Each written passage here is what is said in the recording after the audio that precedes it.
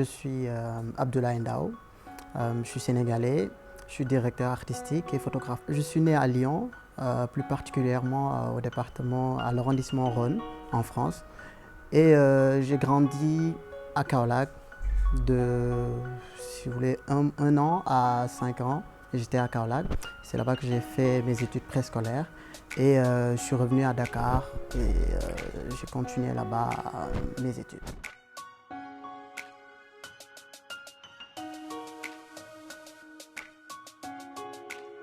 J'ai eu une enfance je dirais, chargée parce que j'avais l'opportunité d'être avec un papa qui était ouvert au monde. Donc un papa qui était très connecté, un papa 12 métiers qui touchait à tout. Et j'étais près de lui quand j'étais plus petit.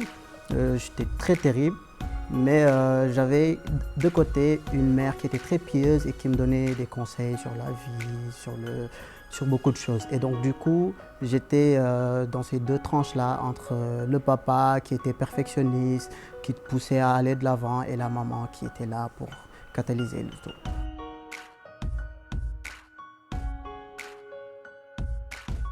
J'avais 15-16 ans et j'étais très près de mon père. Et on avait un peu de différence parce que il m'a influencé par rapport à tout ce qui est perfection, par rapport à bien faire les choses. Et je me prenais un peu pour lui.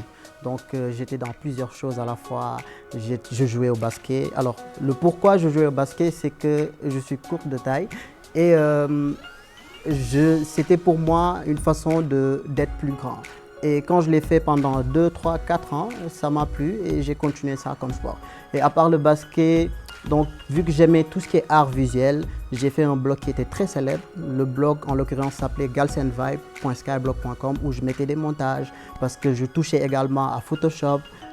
Et c'est mon père également qui m'a formé par rapport à ça. Je faisais également des dessins parce que lui-même il dessine. Donc j'étais beaucoup plus dans beaucoup de choses à la fois et ça c'est ce qui a beaucoup plus marqué mon adolescence.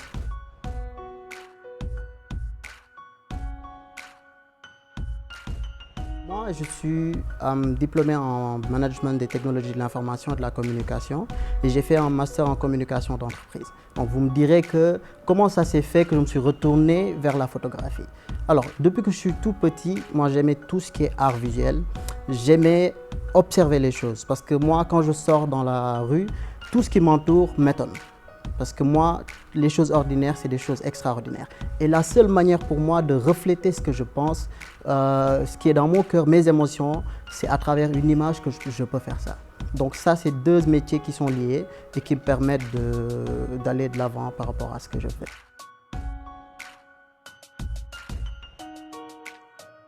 De ces deux métiers, sans hésiter, c'est la photographie qui domine parce que ça, c'est une passion qui est en moi. Parce que, si vous voulez, moi, j'ai le sens de l'observation, disons, d'un petit enfant qui regarde le monde de façon très étrange, ou bien d'un touriste qui vient dans une ville, qui découvre la chose. Parce que pour moi, rien n'est banal, rien n'est simple.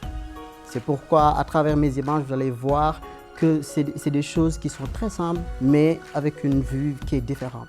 Et c'est la raison pour laquelle, même avec mon téléphone portable, je suis tout le temps en train de prendre des photos parce que je vois la ville, je vois la vie quotidienne de façon très différente.